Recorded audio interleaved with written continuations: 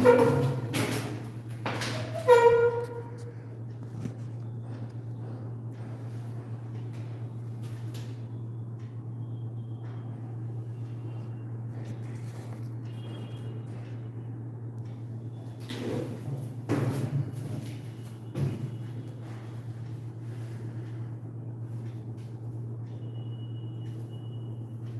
Morning, आवाज आ रही है आप लोग को?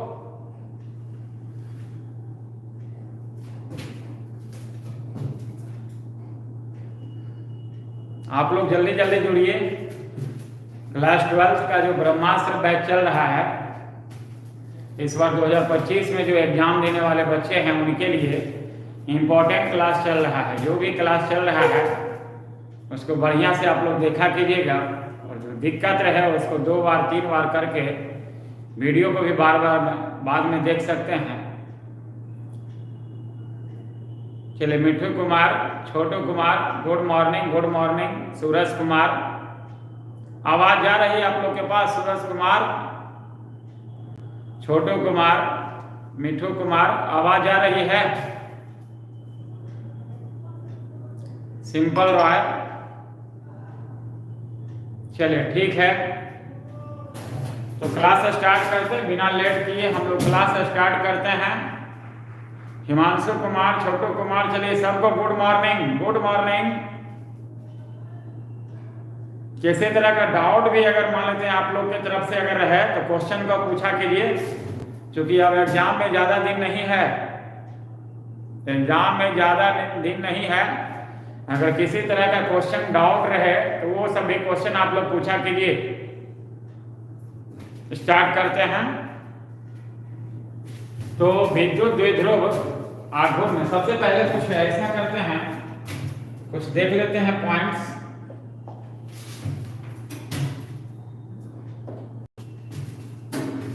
कुछ पॉइंट्स देख लेते हैं।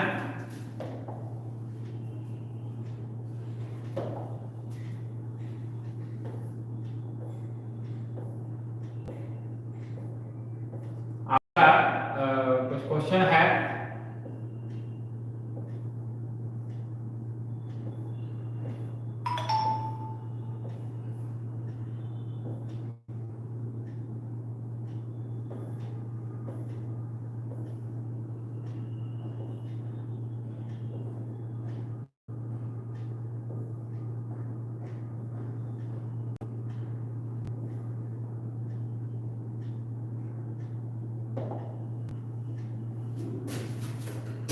इस चैप्टर से कुछ शॉर्ट क्वेश्चन है।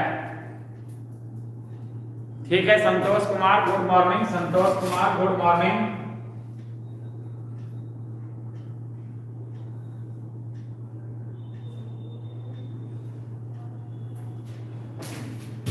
कुछ क्वेश्चन तो आप लोग का हो चुका है। कुछ क्वेश्चन मान लेते हैं आप लोग को प्रॉब्लम है तो व्यक्ति घनत्व बताए थे आपको शॉर्टकट में। आप अभी एक बार और फिर से डिस्कस कर रहे हैं। ये 9 दिन से क्लास चल रहा है। रेखीय आवेश घनत्व आपको बताए थे। प्रति एकांक लंबाई में जो आवेश रहेगा उसको क्या कहेंगे? रेखीय आवेश घनत्व। आवेश क्या है बताए थे कि किसी आवेश वह भौतिक राशि है जिसके कारण विद्युत तथा उसमें संबंधित प्रभाव उत्पन्न होते हैं। विद्युत बल रेखाएं आपको बताए थे। विद्युत बल रेखाएं क्या? धन आवेश से निकलेगा और ऋण आवेश में प्रवेश करेगा।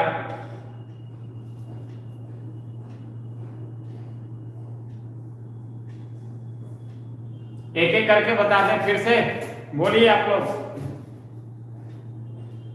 लोग कमेंट कीजिए।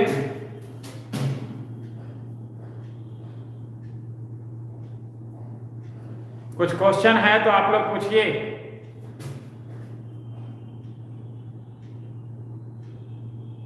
क्वेश्चन है? नहीं है तो एक बगल से देखिएगा। विद्युत बल रेखाएं, ठीक है। विद्युत बल रेखाएं क्या है ना कि विद्युत बल रेखाएं एक ऐसा काल्पनिक रेखाएं हैं। विद्युत बल रेखाएं एक ऐसा काल्पनिक रेखाएं हैं, बहुत सारे काल्पनिक रेखाएं हैं जो कि धन आवेश से निकलेगा और ऋण आवेश में प्रवेश करेगा। धन आवेश से निकलकर ऋण आवेश में प्रवेश करेगा, उसी को कहते हैं विद्युत बल रेखाएं। विद्युत बल रेखा वे काल्पनिक सरल या वक्र रेखाएं। सरल रेखाएं मतलब क्या? सीधा रेखा। वक्र रेखाएं मतलब टेढ़ा। एक आवेश रहेगा तो सरल रेखा और एक से ज्यादा रहेगा तो वक्र रेखा। विद्युत बल रेखाएं सरल या वक्र रेखाएं हो सकता है। पूछा हुआ क्वेश्चन है कि एक सिंगल आवेश के कारण विद्युत बल रेखाएं कैसा होता है, तो सरल रेखाएं होती है, और एक से अधिक आवेश रहेगा तो कैसा होगा? वक्र रेखाएं होगा। तो सिंगल आवेश के कारण सरल रेखा और एक से अधिक आवेश के कारण वक्र रेखा होगा, जिससे होकर कोई धन आवेश स्वतंत्र रूप से गति करता है। उसी रेखाओं को क्या कहते हैं? विद्युत बल रेखाएं। ये रेखाएं एक दूसरे को कभी नहीं काटेगा। ये सब क्वेश्चन 3-4 दिन पहले ही बताए थे। दो विद्युत बल रेखाएं एक दूसरे को क्यों नहीं काटेगा? इसलिए नहीं काटेगा क्योंकि ये रेखाएं एक दूसरे के क्या होती है? समांतर होती है, और समांतर रेखा कभी एक दूसरे को नहीं काटती है। अगर क्वेश्चन आ जाए संधारित्र का दो उपयोग को लिखें, तो संधारित्र का दो उपयोग सबसे पहला ऊर्जा संचार के रूप में। संधारित्र में क्या? कंडेंसर, लखीसराय की भाषा में उसको कंडेंसर कहते हैं। हाँ, हाइगेंस के सिद्धांत के आधार पर प्रकाश का अपवर्तन छोटू कुमार कल या परसों बताइए, परसों या चौथा रोज बताए हैं, परसों या चौथा रोज बताए हैं, 2 दिन पहले बताया हुआ है। संधारित्र का दो, अब जो क्वेश्चन चल रहा है जो आप लोग का है, पूछा जाए, पूछिएगा। संधारित्र का दो उपयोग, सबसे पहला है ऊर्जा संचय के रूप में, और दूसरा है इलेक्ट्रॉनिक परिपथ में। ऊर्जा संचय के रूप में संधारित्र का काम, कंडेंसर का काम है ऊर्जा को स्टोर करना। 2 गो प्लेट होता है, 2 गो प्लेट होता है। आवेश का क्वांटमीकरण, क्वांटमीकरण क्या है कि किसी भी वस्तु का जो आवेश रहेगा, एक इलेक्ट्रॉन के आवेश के पूर्ण गुणज के क्या होगा? बराबर होगा। शॉर्टकट में हम बोल रहे हैं, कूलम के नियम का सदिश स्वरूप को लिखें। कूलम का नियम का सदिश स्वरूप देख लीजिएगा। दो आवेश ले रहे हैं, 1/4πε0। दो आवेश के बीच में कूलम का नियम जो लगता है फार्मूला बल का, 1/4πε0 Q1 Q2 बटे R²। बल का जो फार्मूला होता है 1/4πε0 Q1 Q2 बटे R²। ठीक है, तो इसमें क्वेश्चन में आपका कह रहा है कि सदिश रूप में लिखना है। नहीं, सदिश रूप में लिखना है तो F21 कहने का मतलब Q1 के द्वारा Q2 पर लगाया गया बल, Q1 के द्वारा Q2 पर लगाया गया बल। तो यहाँ जो है, यहाँ देखिए शॉर्टकट में देख लीजिए, 21 रहेगा तो 12, या 12 रहेगा तो देखिए 21। बस इतना चीज आपको याद रखना है। फॉर्मूला तो आपको पता ही है, 1/4πε0 Q1 Q2 बटे R²। ठीक है, यदि 2 गो आवेश Q1 और Q2 r दूरी पर स्थित है तो Q1 के द्वारा, है ना, F21 कहने का मतलब Q1 के द्वारा Q2 पर लगने वाला बल। अगर बल है तो इसका एकांक सदिश लेंगे। सदिश राशि को प्रदर्शित करने के लिए एकांक सदिश का प्रयोग करते हैं, जिसको ओवरहेड कैप से सूचित करते हैं। बल का मान लिख दीजिएगा 1/4πε0 Q1 Q2 बटे R²। 21 रहेगा तो 12, 12 रहेगा तो 21। ये आप जो है, उसके बाद आप देख लीजिएगा क्वेश्चन आपका दिया हुआ है, 12 रहेगा तो 21। कूलम का नियम के सीमाएं क्या है? कूलम का नियम का सीमाएं आपको बताया था। कूलम का नियम क्या? जब भी लागू होगा तो बिंदु आवेश के लिए, दूसरा कंडीशन, 2 अस्थिर आवेश होना चाहिए, और दोनों आवेश के बीच का परिमित दूरी होना चाहिए। यही 3 कंडीशन है। कूलम का नियम का सीमाएं यही 3 गो है। दोनों आवेश कैसा होना चाहिए? अस्थिर होना चाहिए, बिंदु आवेश होना चाहिए, और परिमित दूरी। परिमित दूरी मतलब कम से कम दूरी होना चाहिए। 2 आवेश के बीच का कम से कम जो दूरी होना चाहिए 10⁻⁻15 मीटर, और ज्यादा से ज्यादा अनंत। मुक्त आकाश की विद्युतशीलता यानी एप्सिलॉन नॉट की, एप्सिलॉन मुक्त आकाश की विद्युतशीलता का मात्रक और विमा लिखें। मात्रक आपका जानते हैं कि मात्रक हो जाएगा फैराड प्रति मीटर। अब विमीय सूत्र देखिए, m inverse L inverse two T4A²। वायुमंडल विद्युत उदासीन क्यों नहीं होता है? तो वायुमंडल में बहुत सारे धूल कण होते हैं, और वायुमंडल का टेम्परेचर हमेशा चेंज होते रहता है, जिसके कारण बहुत सारा गैस जो है आयन में बदल जाता है, और इसी कारण से विद्युत उदासीन नहीं होता है। क्लियर है? पूछेगा वायुमंडल विद्युत उदासीन क्यों नहीं होता है, तो वायुमंडल में बहुत सारे धूल कण पाए जाते हैं, जिसके कारण टेम्परेचर जो है वेरिएशन होते रहता है। टेम्परेचर में, ताप में हमेशा, वायुमंडल का ताप में हमेशा परिवर्तन होते रहता है। और ताप में परिवर्तन के कारण क्या होगा, जो गैस जो होगा वायुमंडल में जो भी गैस है वो आयंस में बदल जाते हैं और इसी कारण से वायुमंडल विद्युत उदासीन नहीं होता है। विद्युत द्विध्रुव पर लगने वाला बल तथा बल आघूर्ण का व्यंजक प्राप्त करें। ये देखिए विद्युत द्विध्रुव है, ये देखिए विद्युत द्विध्रुव है, थीटा कोण बना रहा है, थीटा कोण बना रहा है, ठीक है, विद्युत द्विध्रुव है, थीटा कोण बना रहा है। इस पर लगने वाला बल, तो दो को आवेश होता है प्लस क्यू और माइनस क्यू, तो प्लस वाला पर बल इधर लगेगा, माइनस वाला पर बल इधर लगेगा, जिसके कारण क्या ये घूम जाएगा। कोई भी वस्तु घूमता है तो बल के जगह वहां क्या लेंगे, बल आघूर्ण, बल के जगह लेंगे वहां बल आघूर्ण। बल आघूर्ण बराबर होता है बल गुने लंबवत दूरी, बल गुने लंबवत दूरी। तो बल आपका फार्मूला F बराबर QE, विद्युत क्षेत्र की तीव्रता E बराबर F बटे Q पढ़ चुके हैं, E बराबर पढ़ चुके हैं F बटे Q, E बराबर क्या पढ़े हैं, F बटे Q, है ना। तो F बराबर क्या हो जाएगा, कोना कोनी गुना कर दीजिए, देखिए QE। और लंबा दूरी देखिए क्या है, 12 sin थीटा। लंबाई विद्युत द्विध्रुव का लंबाई को क्या चीज से सूचित करते हैं, 12 से। तो इसका लंबवत दूरी जिधर थीटा उधर cos थीटा, लंबवत में 12 sin थीटा। तो बल तो हो गया QE, बल हो गया QE और लंबवत दूरी हो गया 12 sin थीटा। तो QE या गुने 12 sin थीटा कीजिएगा तो Q गुने 12 क्या P, विद्युत द्विध्रुव आघूर्ण। विद्युत द्विध्रुव आघूर्ण आपको बताए थे, किसी भी दो को आवेश में से एक आवेश का परिमाण और दोनों के बीच के दूरी के गुणनफल को नहीं, P बराबर Q इंटू 12, वही Q इंटू 12 के जगह क्या लिखे हैं P। तो टॉ बराबर आ गया P sin थीटा। ऑब्जेक्टिव में भी क्वेश्चन पूछा हुआ है, साइन थीटा हटाएंगे तो देखिए यहाँ क्रॉस दे दिए हैं, साइन थीटा को हटाएंगे तो क्रॉस दे दिए हैं। दो तरह का गुणनफल, सदिश गुणनफल और अदिश गुणनफल। सदिश गुणनफल में क्रॉस से सूचित करते हैं और अदिश गुणनफल में डॉट से सूचित करते हैं।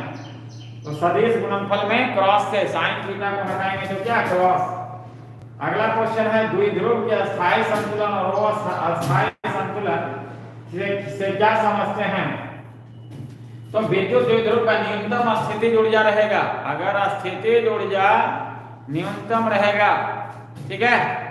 हाँ, क्या सिद्ध करना है बाबू, विद्युत द्विध्रुव का अगर अस्थायी संतुलन में अगर कहना है तो अगर स्थितिज ऊर्जा न्यूनतम रहे तो अस्थायी संतुलन में, यानी कि विद्युत द्विध्रुव और विद्युत क्षेत्र के बीच का कोण अगर 0 डिग्री रहे तो अस्थायी संतुलन, और 180 डिग्री रहे विद्युत द्विध्रुव और विद्युत क्षेत्र। ऑब्जेक्टिव में भी पूछा हुआ है, विद्युत द्विध्रुव और विद्युत क्षेत्र के बीच का कोण अगर 180 डिग्री रहे तो वो अस्थायी संतुलन, 0 डिग्री रहे अस्थायी संतुलन, 90 डिग्री रहे तो अधिकतम बल आघूर्ण लगेगा।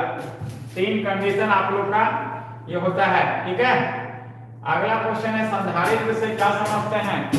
तो दो चालक प्लेट का एक ऐसा संयोजन जिसमें बिना उसके आकार आकृति में परिवर्तन किए उसके धारिता को क्या किया जाता है, बढ़ाया जाता है। इसी अरेंजमेंट को हम लोग क्या कहते हैं, संधारित्र कहते हैं। इसी अरेंजमेंट को, इसी व्यवस्था को हम लोग क्या कहेंगे, संधारित्र कहेंगे। दो चालक प्लेट का एक ऐसा व्यवस्था जिसमें उसके आकार आकृति में कोई परिवर्तन नहीं करना है, आकार आकृति बिना परिवर्तन किए उसके धारिता को बढ़ाने के लिए जो उसका समायोजन किया जाता है, जो अरेंजमेंट किया जाता है, उसी अरेंजमेंट को, समायोजन को क्या कहते हैं, संधारित्र।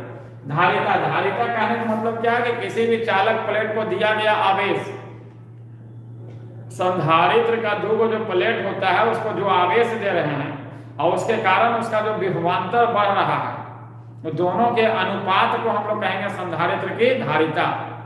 संधारित्र की धारिता C बराबर होता है Q बटे V, C बराबर Q बटे V।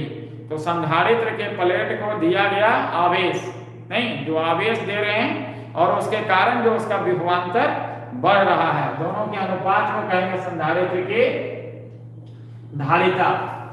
क्वेश्चन है विद्युत क्षेत्र के लिए अध्यारोपण का सिद्धांत को लिखें। तो अध्यारोपण का सिद्धांत आपको मान लेते हैं कि कोई आवेश का निकाय है, आवेश का निकाय है, बहुत सारा आवेश का निकाय है, ठीक है।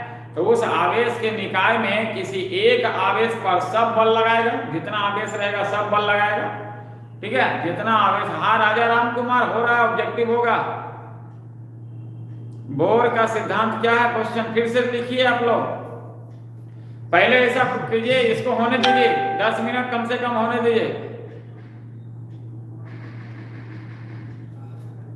पहले इसको होने दीजिए। हाँ ठीक है। बोर सिद्धांत के अनुसार क्या है? बंधन ऊर्जा बता रहे हैं। इसके बाद 10 मिनट के बाद पूछिएगा, कम से कम 15-20 क्वेश्चन इसका हमको बोलने दीजिए फिर से। हालांकि सब क्वेश्चन पहले भी 3-4 दिन पहले भी सब बता दिए थे, तो लेकिन है क्या कहते हैं, आपका क्वेश्चन था आपका विद्युत क्षेत्र के लिए अध्यारोपण का सिद्धांत नहीं। तो किसी भी आवेश का निकाय है, उसमें किसी एक आवेश पर सब बल लगाएगा, जितना आवेश रहेगा सब बल लगाएगा। तो एक आवेश पर लगने वाला परिणामी बल, एक बिंदु आवेश पर लगने वाला जो परिणामी बल होगा, सभी के कारण लगने वाले बलों के सदिश योगफल के क्या होगा? बराबर होगा। सभी के कारण लगने वाले बलों के सदिश योगफल के बराबर होगा। ठीक है, यही अध्यारोपण का सिद्धांत है। विद्युत क्षेत्र की तीव्रता विभव से क्या समझते हैं? एकांक कूलम के आवेश पर लगने वाले बल को विद्युत क्षेत्र की तीव्रता कहते हैं। क्या कहते हैं? विद्युत क्षेत्र की तीव्रता कहते हैं। तीव्रता का परिभाषा आ जाए तो एकांक कूलम के आवेश पर, एक कूलम के आवेश पर लगने वाले क्या बल को क्या कहेंगे? विद्युत क्षेत्र की तीव्रता। और विभव का जहां तक सवाल है तो विभव क्या है? एकांक कूलम के आवेश को कहां से? अनंत से विद्युत क्षेत्र के अंदर लाने में जो कार्य होता है उसको क्या कहेंगे? विभव। अनंत से विद्युत क्षेत्र के अंदर आवेश को, एकांक कूलम के आवेश को लाने में जो कार्य होता है उसको क्या कहेंगे? विभव कहेंगे। ठीक है, विभव कहेंगे। विभव का मात्रक हो गया जूल प्रति कूलम, जूल प्रति कूलम या वोल्ट। सीरियस मात्रक होता है स्ट्रेट वोल्ट। विभव का सीरियस मात्रक स्ट्रेट वोल्ट। अब विद्युत क्षेत्र की तीव्रता का न्यूटन प्रति कूलम, विद्युत क्षेत्र के तीव्रता का न्यूटन प्रति कूलम, न्यूटन प्रति कूलम। क्लियर है? अगला क्वेश्चन जो है क्या संबंध है? तो संबंध आपको अभी लॉन्ग थोड़ा बताएंगे। ठीक है, संबंध आपको बता रहे हैं विद्युत क्षेत्र की तीव्रता और विभवांतर में संबंध। जो आपका क्वेश्चन है तीव्रता, सबसे पहले आपका क्या क्वेश्चन था पहले उसको बता देते हैं, जब व्हाइट बोर्ड चालू किए ही हैं तो।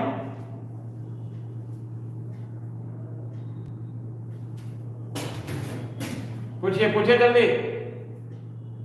चलिए ठीक है, नहीं पूछना है। तीव्रता तथा विभवांतर में संबंध, ये आपका क्वेश्चन है। विद्युत क्षेत्र की तीव्रता और विभवांतर में संबंध आपको ये सिद्ध करना है। एक आवेश मान लीजिए, यहां पर Q मान लीजिए, एक आवेश मान लिए है Q। आइए आवेश से कुछ दूरी पर मान लीजिए x दूरी पर कोई बिंदु A है, और थोड़ा सा और आगे बढ़ जाइए, डेल्टा x दूरी यहां से ले लीजिए, तो यहां पर कोई बिंदु B है, और यहीं पर एक परीक्षण आवेश Q0 मान लेते हैं। ठीक है, तो यहाँ प्लस में है, ये भी प्लस में है, ढकेल दिया, प्रतिकर्षण बल लगाएगा, लेकिन फिर भी इस आवेश को ले जाना है बिंदु B से कहां तक? A तक। तो दूरी बढ़ेंगे तो विभव क्या होगा? घटेगा। दूरी बढ़ेंगे तो विभव क्या होगा? घटेगा। मान लेते हैं यहाँ का विभव मान लीजिए V, और यहाँ का विभव हो गया V माइनस डेल्टा V। आपका इसमें लैंग्वेज भी लिखना पड़ेगा। क्वेश्चन ये आया हुआ है, विद्युत क्षेत्र की तीव्रता और विभवांतर में संबंध। एक बिंदु आवेश बिंदु O पर एक आवेश माने हैं Q, और यहाँ से x दूरी पर बिंदु A है, x plus delta x, total दूरी x प्लस डेल्टा x हो जाएगा। टोटल दूरी बिंदु O से B का हो जाएगा x प्लस डेल्टा x दूरी पर बिंदु B है। बिंदु A का विभव माना है V, और बिंदु का B का विभव हो जाएगा V माइनस डेल्टा V। तो दोनों के बीच विभवांतर, विभव के अंतर को क्या कहेंगे? विभवांतर कहेंगे। विभव के अंतर को हम लोग कहेंगे क्या? विभवांतर बिंदु ए तथा बी के बीच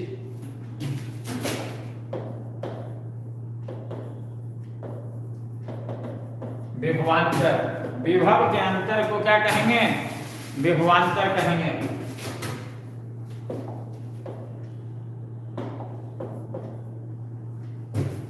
VA माइनस VB, तो यहाँ का विभव V हो गया और यहाँ का विभव V minus delta V, V भी कट गया, minus minus plus delta V हो गया, minus minus plus delta V, विभवांतर हो गया डेल्टा V, V भी आपका कट गया। विद्युत क्षेत्र की तीव्रता, तो आवेश पर लगने वाला बल, नहीं, बल का फॉर्मूला F बराबर होता है QE, F बराबर क्या हो जाएगा? QE। ये विभवांतर हो गया, विभवांतर बराबर होता है कार्य बटे आवेश, विभवांतर बराबर कार्य बटे क्या हो जाएगा? आवेश हो जाएगा। विभवांतर आपका डेल्टा भी देखिए दिया हुआ है, कार्य बराबर बल गुने विस्थापन, बल गुने विस्थापन। आप देख सकते हैं बल इधर लग रहा है लेकिन आवेश को ला रहे हैं उल्टा दिशा में, इसलिए ऋणात्मक कार्य होगा, माइनस में दे दिए हैं। कार्य के जगह बल गुने विस्थापन कर दिए हैं। विस्थापन यहाँ से बिंदु B से आप ला रहे हैं कहाँ तक? बिंदु A तक। तो विस्थापन हो गया आपका यहाँ से यहाँ तक, देखिए कितना है? Delta x। नहीं, कौन सा आवेश को ला रहे हैं? Q0 आवेश को। F बराबर अभी तुरंत बताए थे QE, F बराबर QE, तो यहाँ पर डेल्टा V बराबर माइनस QE, Q के जगह देखिए यहाँ क्या माना है? Q0 माना हुआ है, Q के जगह माना हुआ है Q0 into E into delta x बटे क्या? Q0, Q0 कट गया, Q0 कट गया, तो ये डेल्टा V बराबर हो गया माइनस E डेल्टा x, यानी E बराबर minus del V by del x। ये फार्मूला आपको सिद्ध करने के लिए आता है 5 नंबर में। विद्युत क्षेत्र की तीव्रता और विभवांतर में संबंध जो आया है E बराबर minus del V by del x, और माइनस साइन हटा देंगे तो उसको कहेंगे विभव प्रवणता। अगर क्वेश्चन आ जाए कि विभव प्रवणता क्या है? Potential gradient del V by del x, दूरी के साथ विभव में परिवर्तन की दर को विभव प्रवणता कहते हैं। अगर क्वेश्चन आ जाए कि विभव प्रवणता किसको कहेंगे, तो दूरी के साथ विभव में परिवर्तन की दर को क्या कहेंगे? विभव प्रवणता कहेंगे। क्लियर है? और इस तरह से आपका तीव्रता और विभवांतर में संबंध आपका आ गया। कहीं कोई दिक्कत है तो बोलिएगा, जितना देर में हम एक बार और बताते हैं। कोई क्वेश्चन आप लोग की तरफ से है तो वहां पर कमेंट कीजिए। आवेश Q है, इससे x दूरी पर बिंदु A है और x प्लस डेल्टा x दूरी पर बिंदु B है। ठीक है, बिंदु A का विभव V है और बिंदु का B का विभव V माइनस डेल V है। ठीक है, दूरी बढ़ेंगे तो विभव क्या होगा? घटेगा। तो दोनों के बीच विभवांतर निकाल लेंगे। विभवांतर बराबर विभव के अंतर को क्या कहेंगे? विभवांतर कहेंगे। तो विभवांतर बराबर दोनों के विभव का अंतर घटा देंगे। ठीक है, तो घटाएंगे तो यहाँ डेल भी आ गया। अब विभवांतर बराबर क्या होता है? कार्य बटे आवेश। विभवांतर बराबर कार्य बटे आवेश, तो कार्य बराबर बल गुने विस्थापन। कोई क्वेश्चन है तो पूछिएगा, आप लोग के तरफ से कोई क्वेश्चन है तो पूछिए, कमेंट कीजिए, अभी बताएंगे। जहां भी दिक्कत रहे क्वेश्चन पूछा कीजिए, किसी भी तरह का डाउट है जो भी है। तो विभवांतर के जगह ये डेल भी रख दिए हैं। ठीक है, और कार्य बराबर बल गुने विस्थापन F गुने डेल x। माइनस साइन इसलिए लिए हैं कि बल लग रहा है इधर, लेकिन आप ला रहे हैं उल्टा दिशा में, आप ला रहे हैं उल्टा दिशा में। ठीक है मिठू कुमार, बोर के सिद्धांत के द्वारा ऊर्जा, ठीक है बता रहे हैं। तो F बराबर क्या? QE, Q0 कट गया ऊपर नीचे, ऊपर नीचे Q0 कट गया, आपका फॉर्मूला आ गया। अगला क्वेश्चन मिठू कुमार के द्वारा है कि बोर के सिद्धांत, बोर का सिद्धांत नहीं, तो बोर का परमाणु सिद्धांत पहले थोड़ा सा देख लीजिएगा। बोर का परमाणु सिद्धांत आप थोड़ा सा देख लीजिए।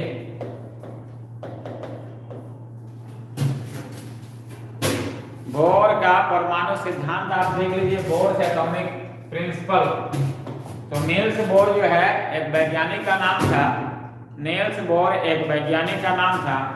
उनका कहना था कि कोई भी परमाणु जो होता है गोलीय होता है, कोई भी परमाणु गोलीय होता है और बीच में क्या होता है, नाभिक होता है।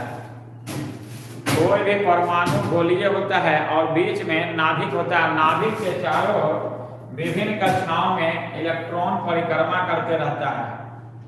बोर के सिद्धांत के अनुसार नाभिक के चारों ओर विभिन्न कक्षाओं में इलेक्ट्रॉन परिक्रमा करते रहता है और बीच में नाभिक होता है। नाभिक का खोज तो रदरफोर्ड किए थे, नाभिक का खोज रदरफोर्ड किए थे, जिसमें प्रोटॉन और न्यूट्रॉन रहता है। इलेक्ट्रॉन विभिन्न कक्ष में घूमते रहता है।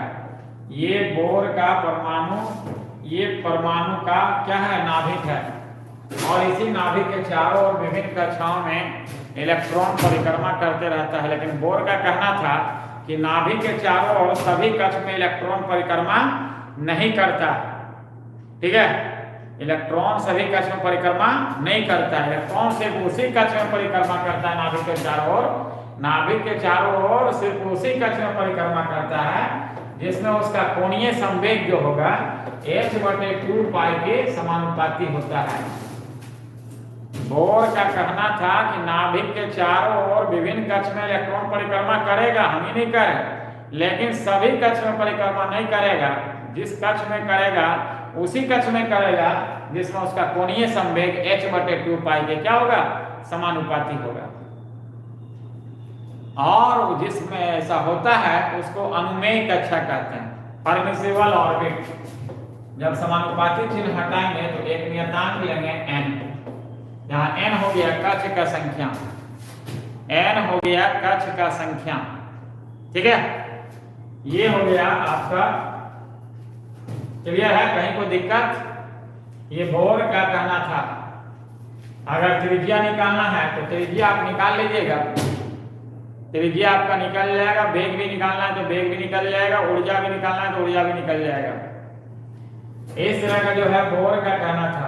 अगर ऊर्जा मान लेते हैं निकालना रहे, जैसा कि आपके द्वारा क्वेश्चन पूछा गया है, नहीं, जैसा कि आपके द्वारा क्वेश्चन पूछा गया है तो छोटा करके बना देते हैं, क्योंकि पूरा फार्मूला आप लोग को सिद्ध करना है। छोटा करके आपको बना दे रहे हैं। यहाँ पे यहाँ देखिएगा,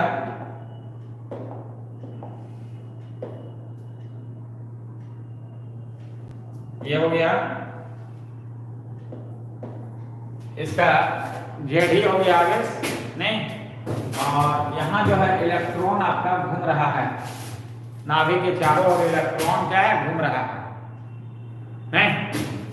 तो ये दोनों के बीच में लगने वाला जो है बल, बल का फॉर्मूला है बराबर 1/4 pi epsilon not Q1 Q2 बटे r²। कूलम के नियम से, क्योंकि नाभिक में पॉजिटिव चार्ज होता है और इलेक्ट्रॉन जो है नेगेटिवली चार्ज है। इलेक्ट्रॉन ऋण आवेशित कण है और नाभिक जो है धन आवेशित है। तो इसमें जो है आप जो है ये बल निकाल लीजिएगा 1/4 pi epsilon not Q1 Q2 बटे r²। Q1 के जगह जेड और Q2 के जगह E बटे r²। ये हो गया आपका कूलम के नियम से दोनों के बीच लगने वाला बल। लैंग्वेज आप लिख लीजिएगा, लैंग्वेज नहीं पूरा, क्योंकि तीनों हम सिद्ध कर रहे हैं एक ही टाइम में। और ये कर दीजिएगा अभिकेंद्र बल के बराबर। कोई भी वस्तु अगर वृत्ताकार पथ में घूमता है, जैसे इलेक्ट्रॉन क्या नाभिक के चारों ओर यहाँ पर वृत्ताकार कक्ष में घूम रहा है, तो क्या हो जाएगा, बल लगेगा, है ना।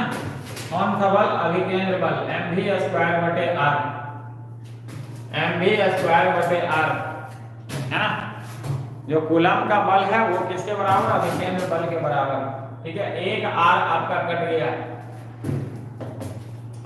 mv² बराबर zd² बटे 4 पाई एप्सिलॉन नॉट r। इसको समीकरण 1 मानिएगा। उसके बाद बोर के अनुसार अभी तुरंत देखे थे mvr बराबर nh/2 अभी तुरंत देखे थे mvr बराबर nh/2 अभी तुरंत देखे थे। इसको वर्ग कर दीजिए, दोनों तरफ वर्ग कर दीजिए, इसको दोनों तरफ वर्ग कर देंगे तो 2 देखिए 2 लिख देते हैं समीकरण 2। अब समीकरण 2 का स्क्वायर अब बटे फर्स्ट कर दीजिए, समीकरण 2 का स्क्वायर अब बटे फर्स्ट कर देना है तो 2 का square m square v square r square अब बटे mv स्क्वायर बराबर, ठीक है, ये हो गया m square v square r square बटे mv स्क्वायर। लाइन कट गया थोड़ा सा,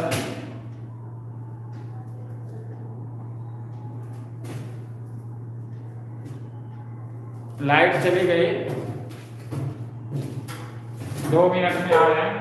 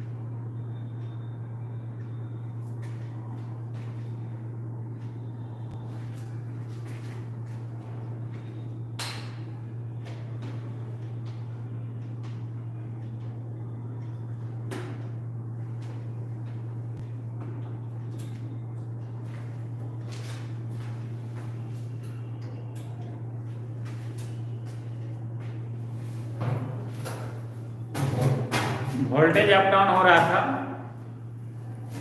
वोल्टेज अप डाउन हो रहा है,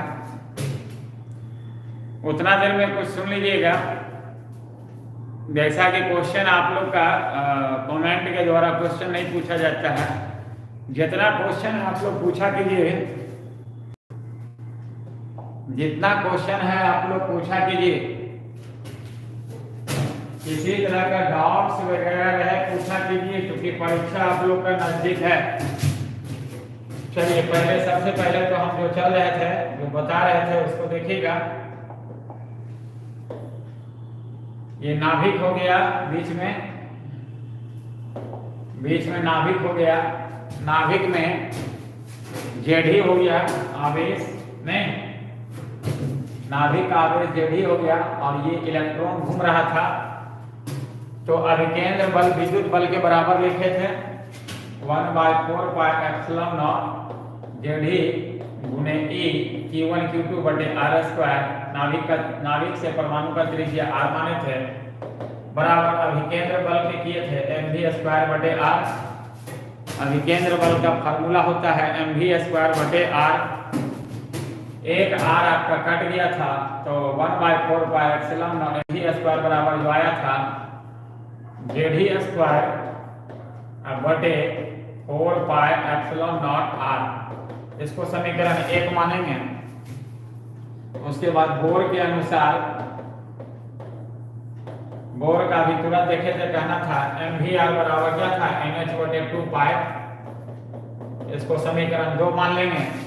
समीकरण 2 का स्क्वायर, थोड़ा स्पीड में चल रहे हैं क्योंकि बहुत लंबा है और तीनों आपको सिद्ध कर देते हैं, त्रिज्या भी, वेग भी और ऊर्जा भी। तो 2 का स्क्वायर बटे ए का स्क्वायर कर रहे हैं तो एम स्क्वायर भी स्क्वायर आर स्क्वायर बटे एम भी स्क्वायर बराबर इसका स्क्वायर बटे इसका करेंगे। ठीक है, तो एन स्क्वायर एच स्क्वायर बटे 4 पाई स्क्वायर अब बटे आपका जेड ही स्क्वायर बटे 4 पाई एप्सिलॉन नॉट आर। भी स्क्वायर कट गया, एक एम आपका कट गया, एक एम कट गया और कहीं कट रहा है तो देखिएगा एक एम यहाँ बच रहा है, एक आर स्क्वायर बच रहा है यहाँ पे, एन स्क्वायर एच स्क्वायर तो सबसे नीचे है सबसे ऊपर चल जाएगा 4 पाई एप्सिलॉन नॉट आर अब बटे ये नीचे में है देखिए 4 पाई स्क्वायर जेड ही स्क्वायर ये है, कोई कटेगा एक आर आपका कट गया और कुछ कट रहा है 4 पाई कटेगा 4 पाई कट रहा है और कहीं कुछ कटेगा नहीं कट रहा है नहीं कटेगा। ठीक है, तो r बराबर त्रिज्या आपको निकालना है, त्रिज्या निकालना है तो आपका आ गया epsilon not an square H square epsilon not an square H square बटे पाई एम जेड ही स्क्वायर। ये आपका त्रिज्या का फॉर्मूला आएगा, त्रिज्या का फॉर्मूला आएगा, ये आपका त्रिज्या का फॉर्मूला आया है। कभी भी त्रिज्या का फॉर्मूला निकालने के लिए यही आएगा तो यही लिखना है, उसका वेग का फॉर्मूला निकालना है। ये त्रिज्या का फॉर्मूला है त्रिज्या के लिए। उसके बाद देखिए वेग के लिए हम लोग देख रहे हैं, वेग के लिए तो वेग में क्या है आप लोग का, क्योंकि अभी तुरंत देखे थे बोर का सिद्धांत के अनुसार एम वी आर बराबर क्या था एन एच बटे 2 पाई, एम वी आर बराबर एन एच बटे 2 पाई। स्पीड में इसलिए चल रहे हैं कि क्योंकि टॉपिक अभी बहुत ज्यादा है ना, और समय हम लोग के पास मात्र 3-4 दिन बचा हुआ है। एम वी आर बराबर क्या है एन एच बटे 2 पाई, एम वी आर बराबर एन एच बटे 2 पाई है और एम वी आर बराबर एन एच बटे 2 पाई। तो भी का मान निकालना है आपको, तो भी बराबर एन एच बटे 2 पाई और एम आर जो यहाँ पर है उसको नीचे कर देंगे और ये आर का मान यहाँ से रख देंगे। ये आर का मान रखने पर आर का मान रख देंगे, आर का मान रखेंगे तो आपका आ जाएगा भी बराबर एन एच बटे 2 पाई एम और ये आर के जगह ये रख देंगे epsilon not an square H square बटे पाई एम जेड ही स्क्वायर।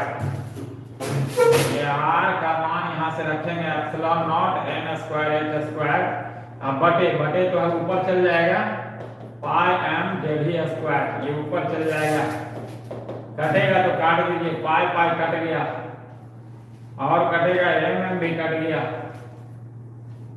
और कुछ नहीं कट रहा है ना, और कुछ नहीं कटेगा। भी बराबर हो गया आपका भी बराबर हो गया जेड ही स्क्वायर एन एच और एन एच भी कट रहा है, एक एन एक एच एन एच कट रहा है, जेड ही स्क्वायर बटे 2 एप्सिलॉन नॉट एन एच। ये वेग का फॉर्मूला आप लोग का आ जाएगा, वेग का फॉर्मूला आ गया। अगर त्रिज्या पूछे और वेग पूछे तो यही चीज होगा,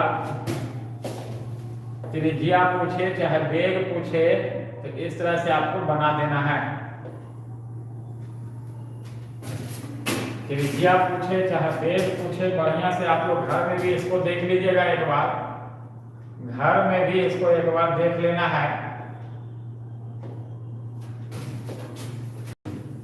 घर में भी इसको एक बार देखना है, फिर से आप लोग इसको एक बार देख लीजिएगा।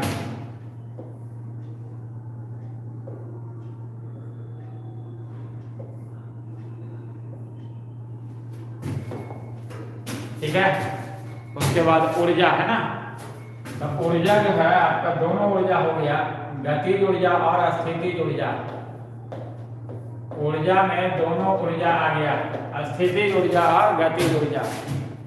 स्थितिज ऊर्जा को हम लोग U से सूचित करते हैं और स्थितिज ऊर्जा का फार्मूला 1/4πε0 Q1 Q2 बटे R। Q1 का मान देखिए वहां जेडी है और Q2 का मान E है।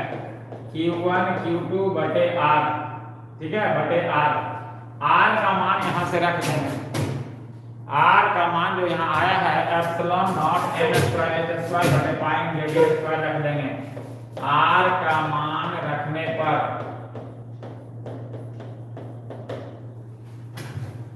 स्थितिज ऊर्जा माइनस में होता है -1/4πε0 जेडी स्क्वायर बटे R का मान यहाँ से रख देंगे, ठीक है, epsilon not n square h square अब बटे पाई m जेडी स्क्वायर ऊपर चल जाएगा। कुछ कटेगा तो काट दीजिए, पाई पाई कट गया, और कुछ कटेगा तो काट दीजिएगा, नहीं कटेगा तो माइनस जेड स्क्वायर, पहले m लिख देते हैं, m Z square e to the power 4, ठीक है, दो ये है ना, ये स्क्वायर दो जगह है, दो देर है, बटे एप्सिलॉन नॉट स्क्वायर 4 भी है, 4 epsilon naught square n square h square. ये स्थितिज ऊर्जा आ गया। उसके बाद गतिज ऊर्जा, गतिज ऊर्जा का फॉर्मूला होता है हाफ m v स्क्वायर। गतिज ऊर्जा का फॉर्मूला होता है हाफ m v स्क्वायर। तो v का मान फिर यहाँ से जो आया है उसको रख देंगे, v का मान जो आया है जेडी स्क्वायर बटे 2 एप्सिलॉन नॉट nh रख देंगे।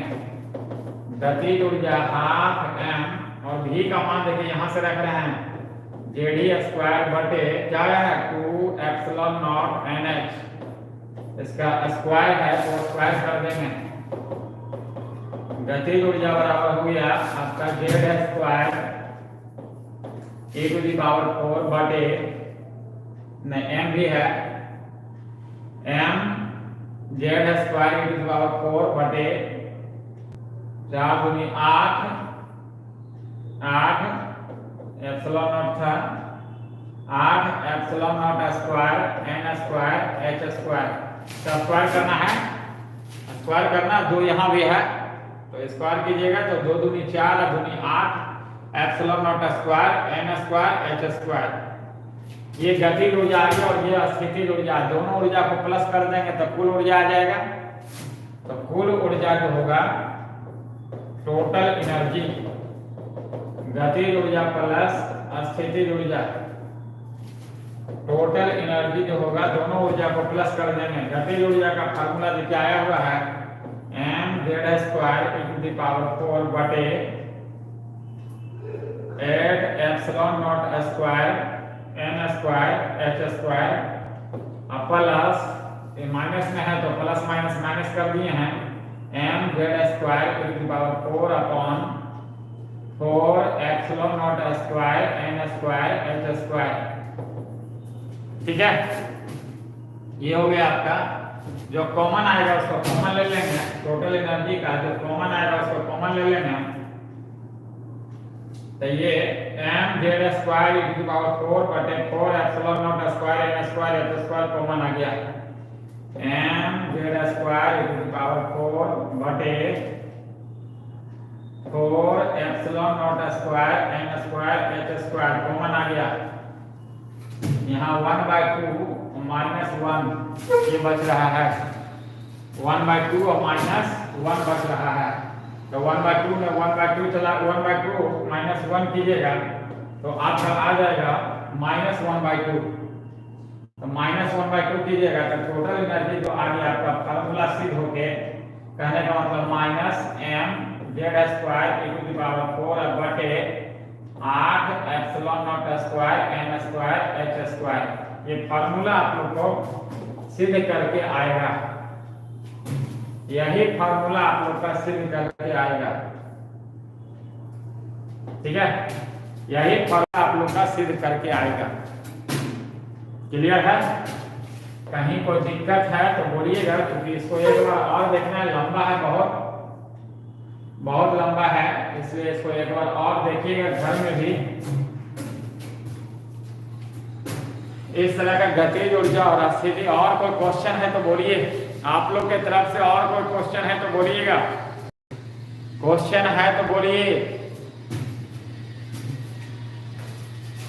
क्वेश्चन है तो बोलिएगा। गतिज ऊर्जा और स्थितिज ऊर्जा दोनों का योगफल हो गया स्थितिज ऊर्जा। नहीं, स्थितिज ऊर्जा माइनस में होता है, गतिज ऊर्जा आपका प्लस में होता है। किसी तरह का क्वेश्चन आप लोग की तरफ से है तो बोलिएगा, जल्दी जल्दी कमेंट कीजिए। ऐसे सबका आंसर जो है, जो भी इंपॉर्टेंट क्वेश्चन है उसका आंसर जो है व्हाट्सएप चैनल पे आपका दे दिया गया है पीडीएफ के रूप में। AK फिजिक्स ट्यूटोरियल आप व्हाट्सएप चैनल पे खोलिएगा, AK फिजिक्स ट्यूटोरियल, उस पर मिल जाएगा। चलिए, किसी का कोई क्वेश्चन नहीं है? किसी का कोई क्वेश्चन है?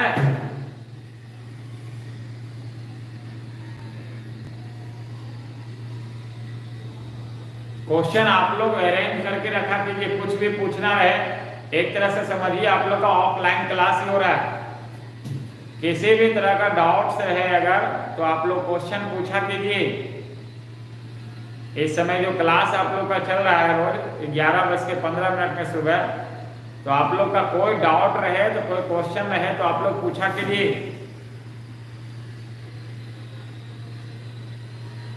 कोई क्वेश्चन नहीं है?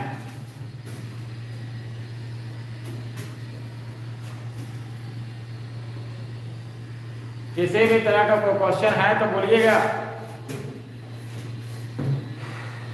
बढ़े, चलिए अगर क्वेश्चन आ जाए कि शक्ति गुणांक क्या है, तो शक्ति गुणांक आपको बताए थे कि पावर एवरेज, पी एवरेज का फार्मूला जो आया था सीधे करके औसत शक्ति प्रत्यावर्ती परिपथ में जो औसत शक्ति पी एवरेज का फार्मूला जो आया था IRMS VRMS cos फाई, नहीं, इसी cos फाई को कहते हैं शक्ति गुणांक। क्या कहते हैं? शक्ति गुणांक। आपका क्वेश्चन आया हुआ है कि शक्ति गुणांक क्या है, क्वेश्चन आया हुआ है शक्ति गुणांक क्या है। शक्ति गुणांक इसी को कहते हैं, cos फाई को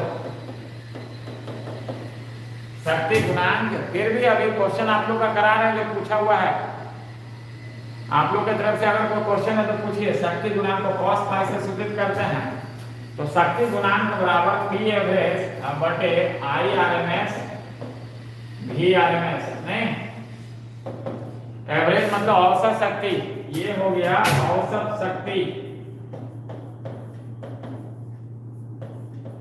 और ये हो गया आभासी शक्ति, ये हो गया आपका आभासी शक्ति। पूछेगा शक्ति गुणांक क्या है, तो औसत शक्ति और आभासी शक्ति दोनों औसत शक्ति के अनुपात को हम लोग कहेंगे क्या, शक्ति गुणांक। ठीक है, पूछा जाए शक्ति गुणांक का परिभाषा लिख लीजिएगा, शक्ति गुणांक का परिभाषा लिख लीजिएगा। अगर मान लेते हैं कि परिपथ में सिर्फ प्रेरकत्व ये प्रतिरोध रहे तो शक्ति गुणांक का मान पूछेगा कितना होगा। प्रतिरोध रहता है तो जिधर करंट उधर वोल्टेज, नहीं, यानी 0 डिग्री, तो cos 0 डिग्री का मान 1 होता है, यानी शक्ति गुणांक का मान कितना होगा, 1 होगा। शक्ति गुणांक का मान 1 होगा। अगर प्रेरकत्व या धारिता रहे, परिपथ में प्रेरकत्व या सिर्फ धारिता रहे, तो शक्ति गुणांक का मान जो होगा 0। काहे भाई? काहे कि प्रेरकत्व या धारिता रहता है तो करंट और वोल्टेज के बीच का कलांतर कितना डिग्री, 90 डिग्री, और cos 90 का मान कीजिएगा 0। ठीक है, उसी तरह से इसी में एक क्वेश्चन है, वाटहीन धारा से क्या समझते हैं। अगर क्वेश्चन आ जाए वाटहीन धारा से क्या समझते हैं, तो सीधा कहिएगा कि परिपथ में अगर विद्युत धारा प्रवाहित हो रहा है, कब, जब परिपथ में या तो सिर्फ प्रेरकत्व या सिर्फ धारिता है, या तो सिर्फ प्रेरकत्व या सिर्फ धारिता है, तो करंट जाएगा, विद्युत धारा प्रवाहित होगा, लेकिन शक्ति का क्षय नहीं होता है। उस तरह के धारा को हम लोग कहेंगे क्या, वाटहीन धारा। उस तरह के धारा को क्या कहेंगे, वाटहीन धारा। अगला क्वेश्चन आप लोग का पूछा हुआ है कि पोलरॉइड क्या है। नहीं, क्वेश्चन आपका पूछा हुआ है पोलरॉइड क्या है। तो पोलरॉइड और निकोल प्रिज्म आपको बताए थे कि पोलरॉइड और निकोल प्रिज्म क्या करता है, ओ ध्रुवित प्रकाश को ध्रुवित प्रकाश में बदलने का एक यंत्र है। पूछा हुआ क्वेश्चन है जल्दी जल्दी कि ओ ध्रुवित प्रकाश को ध्रुवित, ये पोलरॉइड क्या है। क्वेश्चन आपका क्वेश्चन है कि पोलरॉइड क्या है। तो ओ ध्रुवित प्रकाश को ध्रुवित प्रकाश में बदलने का एक यंत्र है, इसी को पोलरॉइड कहते हैं। ठीक है, इसी को पोलरॉइड कहते हैं। निकोल प्रिज्म भी यही काम करता है, जो ध्रुवित प्रकाश को ध्रुवित प्रकाश में बदलने का काम करता है। ठीक है, अगला क्वेश्चन है कि आपका चुंबकीय प्रेरण क्या है। चुंबकीय प्रेरण क्या है। तो चुंबकीय प्रेरण क्या है कि अगर मान लेते हैं कि किसी भी कुंडली में करंट जा रहा है, विद्युत धारा प्रवाहित हो रहा है, नहीं तो विद्युत धारा के कारण क्या होगा, चुंबकीय क्षेत्र उत्पन्न होगा और चुंबकीय क्षेत्र के कारण चुंबकीय फ्लक्स में परिवर्तन होगा। ठीक है, चुंबकीय फ्लक्स में परिवर्तन होगा। फ्लक्स में परिवर्तन के कारण प्रेरित विद्युत वाहक बल उत्पन्न होगा। प्रेरित विद्युत वाहक बल के कारण प्रेरित धारा उत्पन्न होगा। इसी घटना को हम लोग कहेंगे विद्युत चुंबकीय प्रेरण। ठीक है, क्वेश्चन आपका है विद्युत चुंबकीय प्रेरण क्या है। तो यदि किसी कुंडली में प्रवाहित मुख्य विद्युत धारा के कारण पुनः जो है प्रेरित धारा उत्पन्न होती है, चुंबकीय क्षेत्र उत्पन्न होता है, चुंबकीय क्षेत्र में चुंबकीय फ्लक्स में परिवर्तन होता है, परिवर्तन के कारण प्रेरित विद्युत वाहक बल के कारण प्रेरित धारा, नहीं, इस घटना पूरे घटना को कहेंगे विद्युत चुंबकीय प्रेरण। क्लियर है, ये क्वेश्चन आपका पूछा हुआ क्वेश्चन है, विद्युत चुंबकीय प्रेरण क्या है, क्वेश्चन आपका पूछा हुआ है। अगला क्वेश्चन आपका है कि प्रकाश के ध्रुवन से क्या समझते हैं। तो ध्रुवन क्या है, वो ध्रुवित प्रकाश को ध्रुवित प्रकाश में बदलने की घटना को प्रकाश का ध्रुवन कहते हैं। और किसी तरह का क्वेश्चन, टाइम तो हो गया, कल आप लोग का कोई क्वेश्चन रहेगा तो पूछिएगा, नहीं कल ऑब्जेक्टिव का क्लास चलेगा। कल जो है ऑब्जेक्टिव का क्लास चलेगा। यदि क्वेश्चन है आप लोग के पास तो पूछिएगा।